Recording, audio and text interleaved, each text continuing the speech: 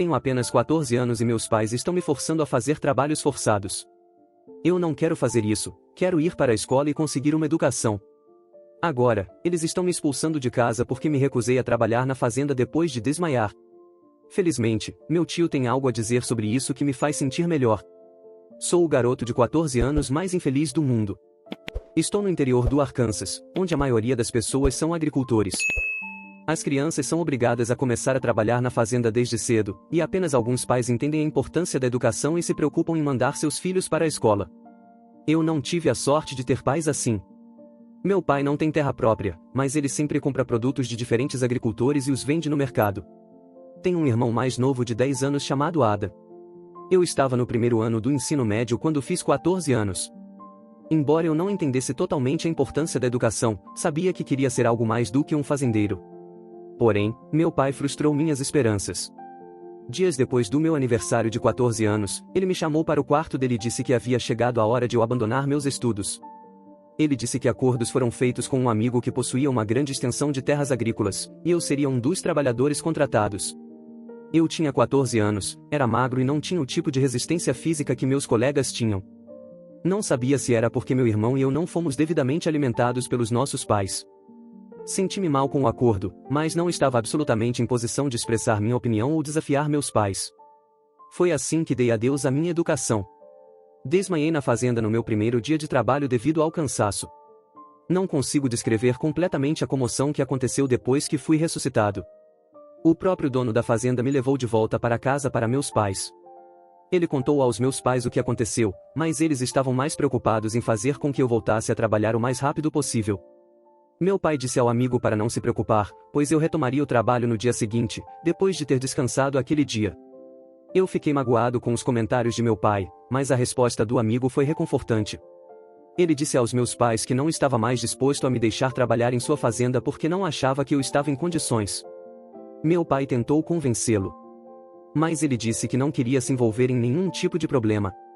Ele saiu de casa e meus pais ficaram com raiva de mim pelos dias seguintes. Meu irmão mais novo assistiu com terror porque sabia que era o mesmo que o esperava em 4 anos, se não menos. Meu pai tentou arranjar outros trabalhos para mim, mas as notícias sobre como desmaiei na fazenda se espalharam pela comunidade.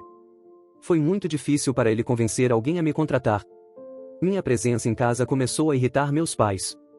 Eu nunca parecia fazer algo certo aos olhos deles. Eles reduziram a quantidade de comida que eu comia e ainda reclamavam que eu comia demais. Se algo estivesse fora do lugar, ninguém mais era responsabilizado, tudo recaía sobre mim. Era surpreendente que eles não reclamassem que eu estava consumindo muito oxigênio da atmosfera. Depois que meu pai falhou em conseguir outro emprego para mim, pensei que seria uma boa ideia voltar para a escola em vez de ficar em casa sem fazer nada. Então, me aproximei dos meus pais numa noite e fiz a sugestão, mas foi uma ideia terrível. Quando entrei no quarto dos meus pais, vi seus rostos contorcidos que indicavam seu desgosto pela minha presença. Disse a eles que precisava falar sobre algo muito importante. Meu pai pediu para eu me apressar com o que queria dizer, e comecei a explicar como sentia que ir para a escola seria a melhor maneira de usar meu tempo. Porque não podia simplesmente ficar preguiçosamente em casa sem fazer nada, minha mãe se levantou da cama e passou por mim como se fosse usar o banheiro. Enquanto eu continuava a falar, ouvi imediatamente um grande estrondo e vi estrelas. Minha mãe me deu um tapa forte por trás e eu cambaleei um pouco. Ela ameaçou me castigar se eu não fechasse a boca, dizendo que sou fraco demais para trabalhar e fraco demais para contribuir com a família. Mas quando se tratava da escola, minha determinação estava acima de tudo. Ela se virou para meu pai e afirmou que sua suspeita o tempo todo estava correta. Minha mãe disse a meu pai que eu tinha inventado o drama do desmaio apenas para garantir que nunca fosse mandado de volta para a fazenda para trabalhar. Meu pai então me deu um ultimato para sair todos os dias e encontrar alguém disposto a me contratar para trabalhar. Caso contrário, ele me expulsaria de casa. Depois de uma semana sem sucesso, meu pai cumpriu sua promessa e me expulsou de casa. Inicialmente, eles me ignoraram quando eu disse que não conseguia encontrar trabalho, mas eu nunca soube que eles já estavam planejando minha saída. Fiquei surpreso quando vi o CPS em nossa casa, Serviço de Proteção à Criança, equivalente ao Conselho Tutelar. Eu não queria que eles me levassem para um lar adotivo ou um orfanato. Os serviços de proteção à criança estavam em nossa casa, e eu não tinha certeza se o que meus pais alegavam era verdade ou se era apenas um caso de pais irresponsáveis tentando fugir de suas responsabilidades. Eu ouvi meus pais falando sobre como os negócios estavam indo mal e como estava sendo difícil alimentar a mim e ao meu irmão mais novo. Eles disseram que, naquele momento, só podiam cuidar de um de nós. Depois que os agentes do CPS ouviram isso, notaram que, antes de me mandar para um lar adotivo ou orfanato, precisariam verificar se havia algum parente vivo dos meus pais que estivesse disposto a me acolher. Só depois disso eles resolveriam outras opções, como orfanato ou adoção. Meu pai disse imediatamente que o único parente vivo que ele tinha era seu irmão, o tio Paulo, que morava na cidade. Eles não o viam há muito tempo, então ele não tinha certeza se o tio Paulo seria capaz de me acolher. Meu pai alegou que o tio Paulo estava enfrentando dificuldades a última vez que ouviu falar dele, e você sabe quanto tempo se passou? 7 anos. Sim, 7 anos. Meu pai não teve contato com o único parente vivo que ele tem há 7 anos e estava usando informações antigas para concluir qual seria o resultado se o CPS o abordasse e perguntasse se ele poderia me acolher. Na verdade, há uma grande possibilidade de que o tio Paulo possa estar financeiramente capaz de me acolher. Mas eu não tenho certeza se ele estaria disposto, e isso é algo que meus pais sabem muito bem. O tio Paulo morou conosco anos atrás, quando ele fez faculdade, contra o conselho do meu pai, que até hoje ainda vê os estudos como uma perda de tempo e recursos. Eu me lembro vividamente de várias vezes em que meu pai quase brigou com ele porque sentia que o tio Paulo estava apenas usando a educação como uma desculpa para ser preguiçoso e não se juntar a ele na fazenda. Bem, o tio Paulo se formou na faculdade e teria feito mestrado, mas não havia dinheiro, então ele decidiu que era hora de conseguir um emprego. Ele fez o seu melhor, mas não teve sorte e meu pai começou a ficar irritado.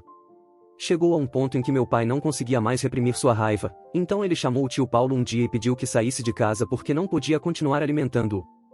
O tio Paulo tentou explicar ao meu pai que estava fazendo o seu melhor para conseguir um trabalho. Mas meu pai colocou a culpa da situação no tio Paulo, acusando-o de desperdiçar seu tempo e poucos recursos na escola.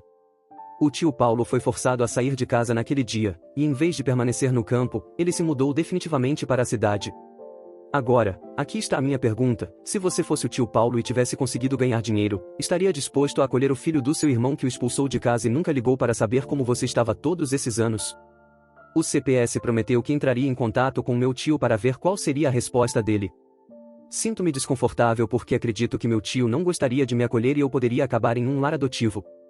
Acho que descobrirei meu destino em apenas alguns dias.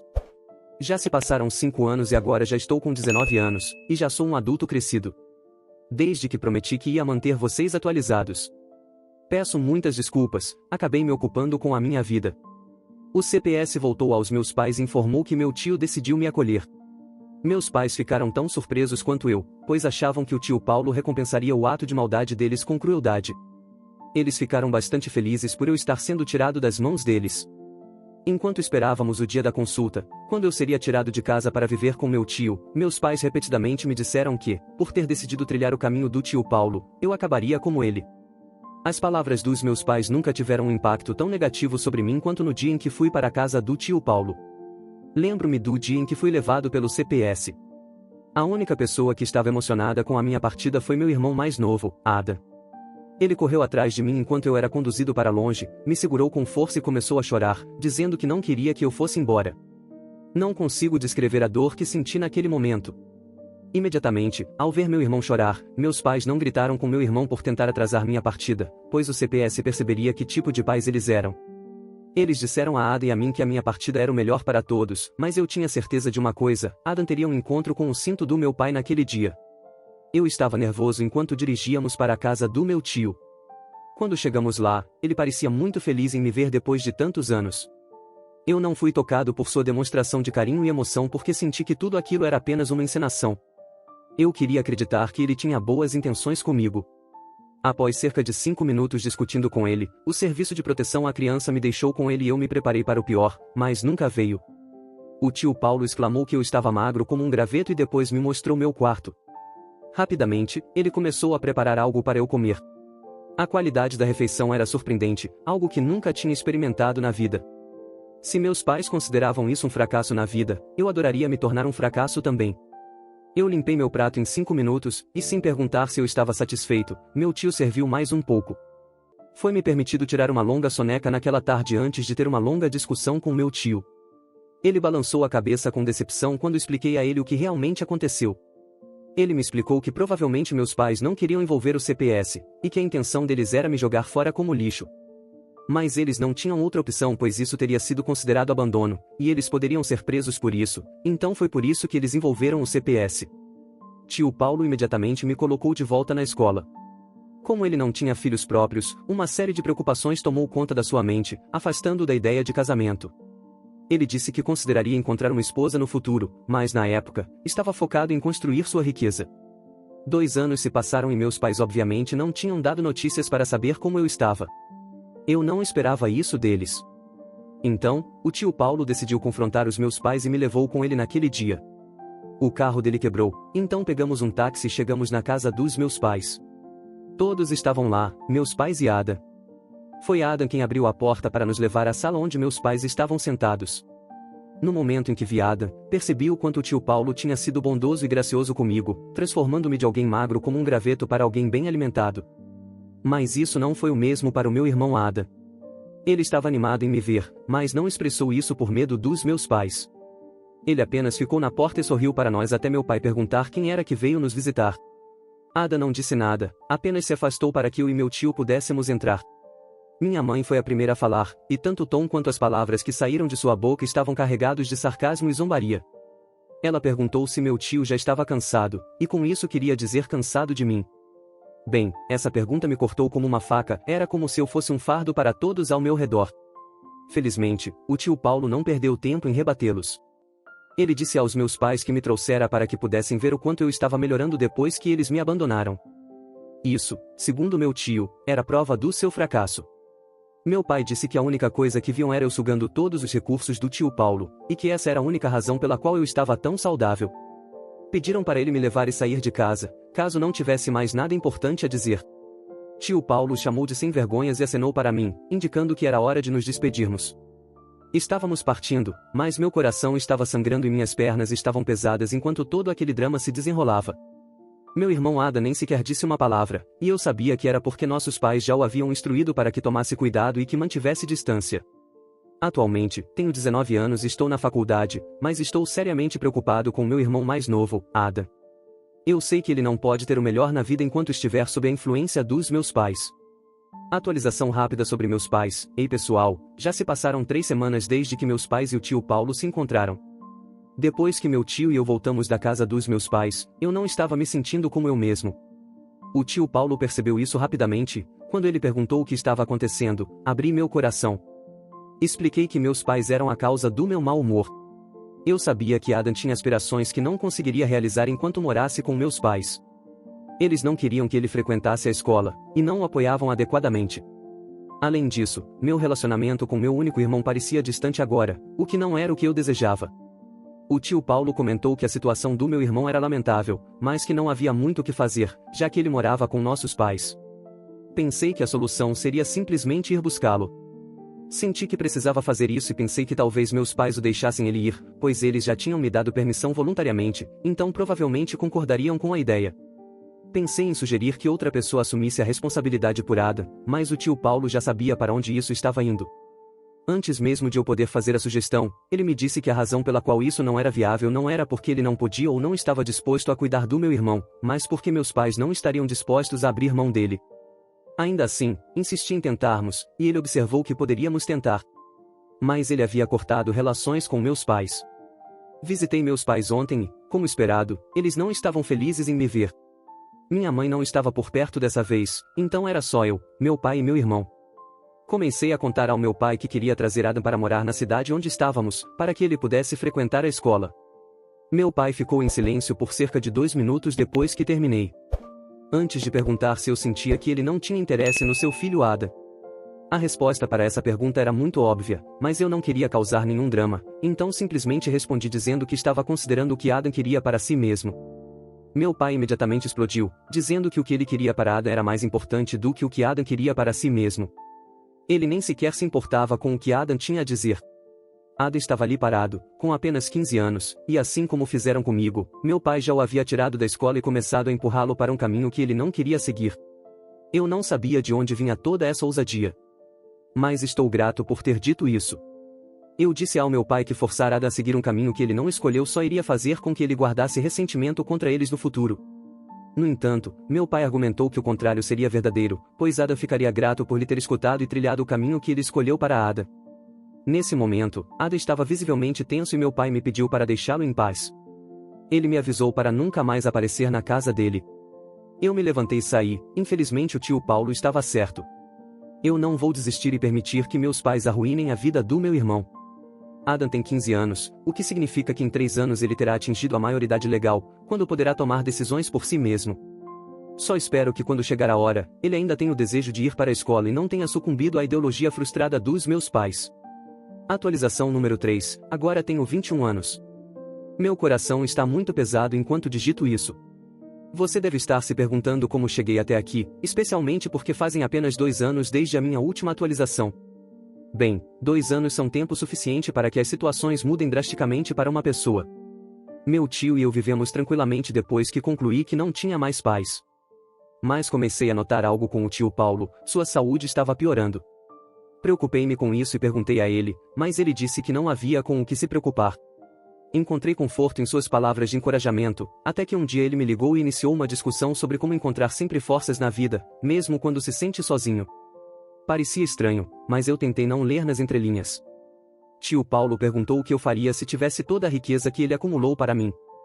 Comecei a falar sobre como abriria um fundo de bolsas de estudo para crianças que trabalham no campo, que como eu desejavam ir para a escola, mas não tinham pais ricos o suficiente para custear seus estudos. Eu ainda estava falando quando meu tio começou a tossir. Eu me preocupei com ele, e corri imediatamente para pegar um copo d'água. No momento em que voltei com o copo d'água, a tosse persistiu.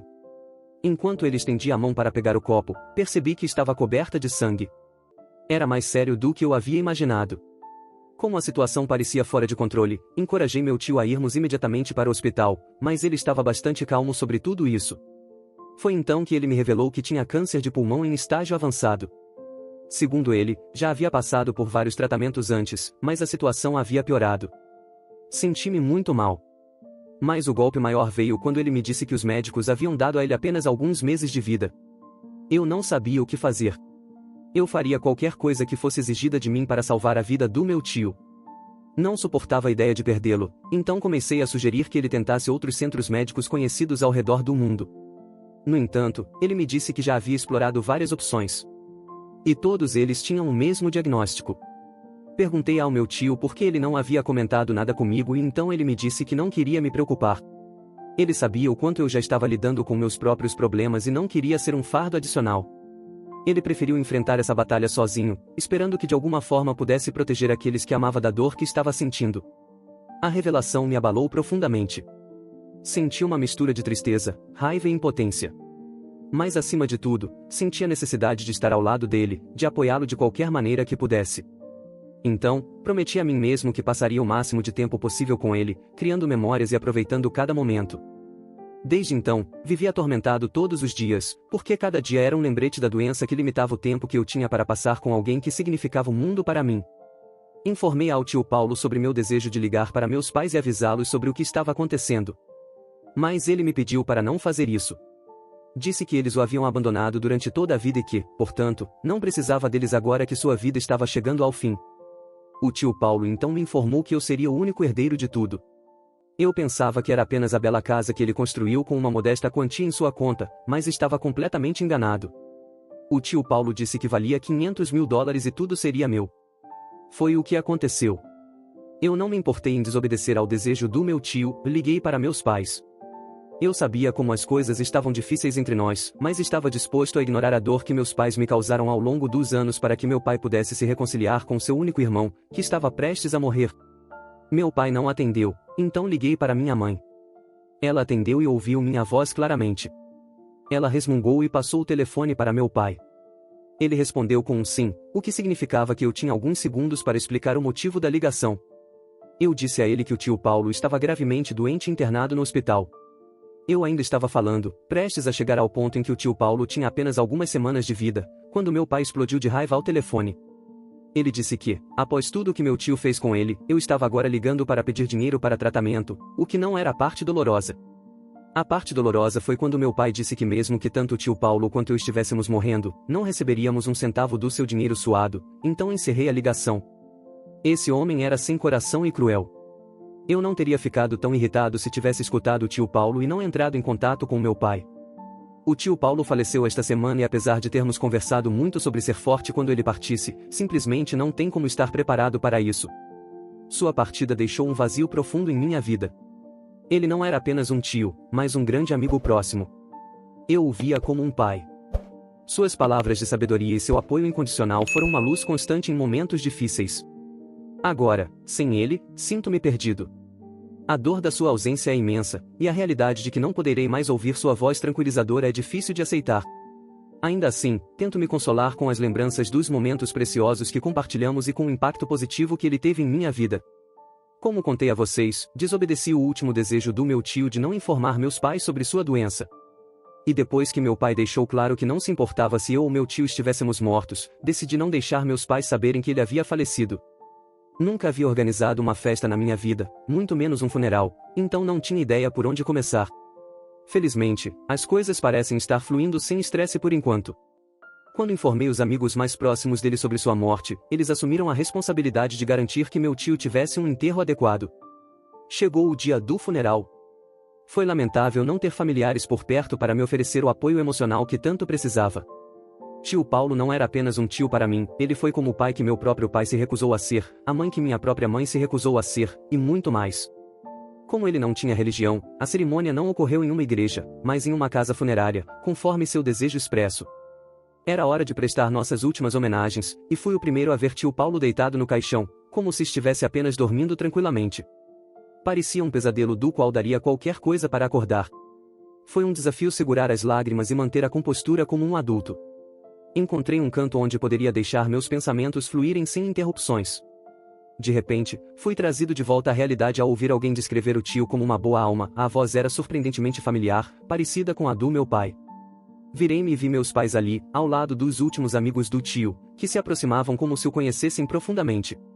A tristeza que senti imediatamente se transformou em raiva, e comecei a caminhar na direção dos meus pais, sem ter ideia do que faria a seguir. Mas eu sabia que não queria que eles estivessem lá. Eles não deveriam estar lá. Me aproximei e minha mãe perguntou por que eu nunca os informei que o tio Paulo estava morto. Respondi dizendo, porque meu falecido tio não queria que eles participassem de seu funeral e achava melhor que não estivessem presentes. Minha mãe respondeu que eu não tinha o direito de fazer tais exigências, e eu estava prestes a criar uma cena quando fui interrompido. Era hora de proceder com a cremação do meu tio e então ignorei meus pais. Eu estava prestes a continuar cuidando dos detalhes finais quando minha mãe mencionou que meu orgulho seria quebrado agora que meu tio havia falecido sem me deixar nada.